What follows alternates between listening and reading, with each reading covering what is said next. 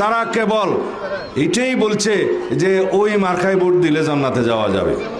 এই গণতান্ত্রিক উত্তরণের প্রক্রিয়াকে যারাই বাধাগ্রস্ত করবে তাদেরকে জনগণ অবশ্যই প্রত্যাখ্যান করবে ইনশাআল্লাহ।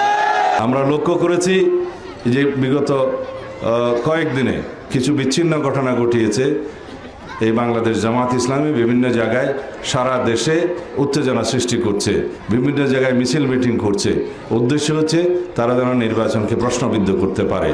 কিন্তু যেখানে আইনশৃঙ্খলা পরিস্থিতির অবনতি হবে সেটা সরকার দেখবে, নির্বাচন কমিশন দেখবে, স্বরাষ্ট্র মন্ত্রণালয় দেখবে, আইনশৃঙ্খলা রক্ষাকারী বাহিনী দেখবে। প্রতিবাদ জানানোর দরকার, প্রতিবাদের ভাষা প্রতিবাদের মতো হতে হবে।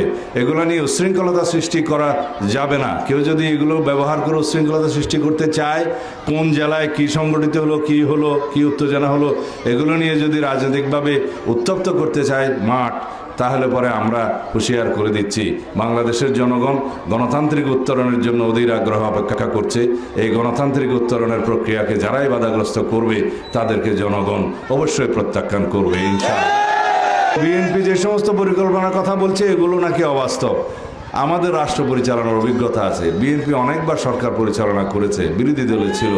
আমাদের সেই অভিজ্ঞতা আছে কিভাবে জনগণের জন্য এই পরিকল্পনাগুলো বাস্তবায়ন করতে হয়।